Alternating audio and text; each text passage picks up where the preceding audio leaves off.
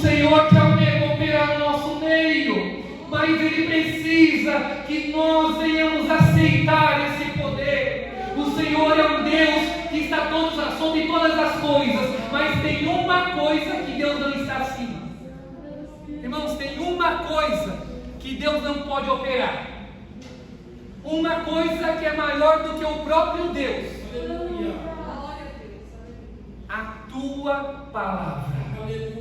A sua palavra é maior do que a si mesmo, porque tudo que Ele fala, nem mesmo Ele pode voltar atrás. Tudo que Ele promete, Ele é um Deus de promessa, um Deus de honra, um Deus que promete e opera. Então Ele disse uma coisa, que se nós aceitássemos, tudo Ele faria. Se nós crêssemos, e crer é aceitar, é receber, é acreditar que já está com você antes mesmo de estar. Fé, é algo que se espera nas coisas que não se vê.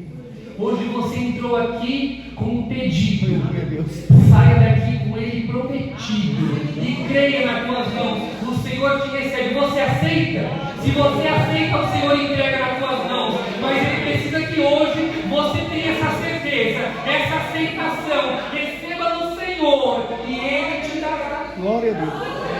Aceite do Senhor. Isso chama-se livre-arbítrio. Está em todos nós. Eu cresci ouvindo assim: irmãos, você vai vir por bem ou por mal. Não está escrito isso. Não está escrito isso. Ninguém vem por mal.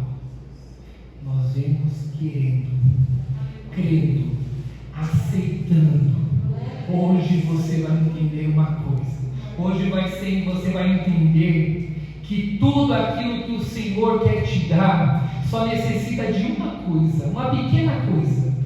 Aceite. Já está aí. Já te deu.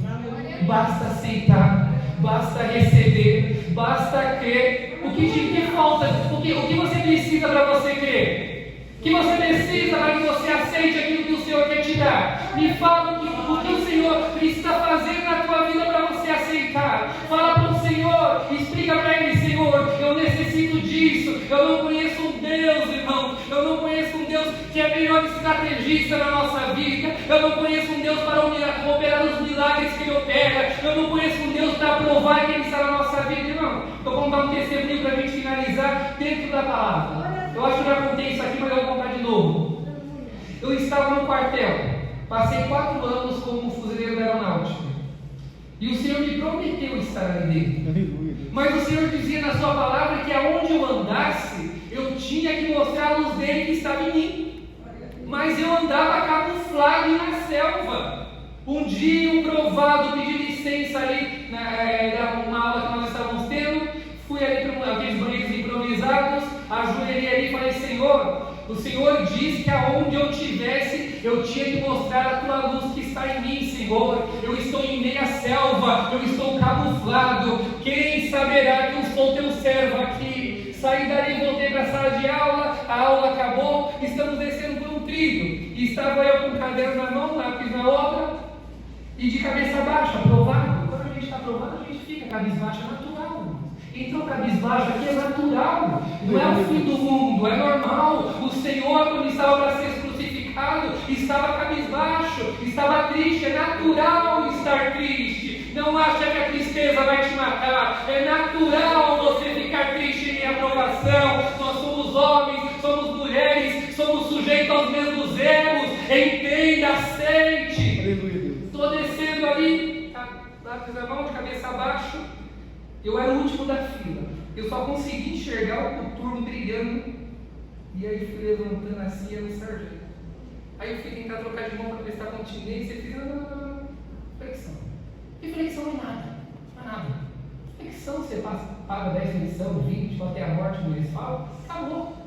Mas quando a gente está provado, parece que tudo ataca a gente diferente, né? Quando a gente está triste, irmãos, tudo ataca diferente. Aquilo que não era para te entristecer tanto, te deixa triste. Tudo isso é natural.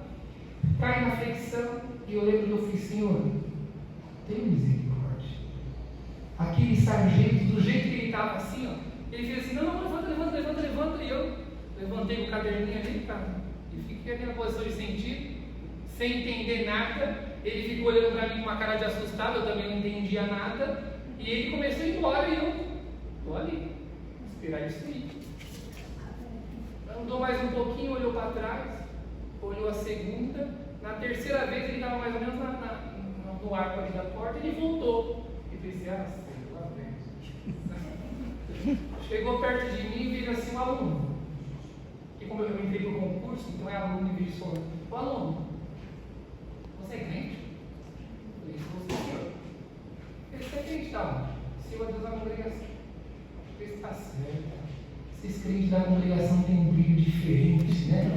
Sabe, irmão, naquela hora ele ia embora, as lágrimas desciam no meu olho, porque eu falava, Senhor, eu estou camuflado, eu estou em meia selva, mas eu estou brilhando diante da tua presença, serva minha, serva meu, serva.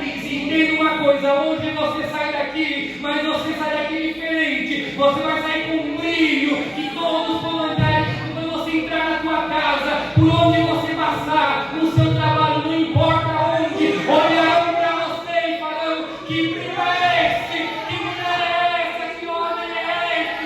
Isso é o poder que refletido do alto.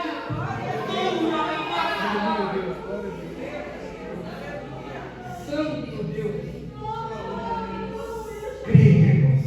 Hoje você não sai daqui da forma que você entrou.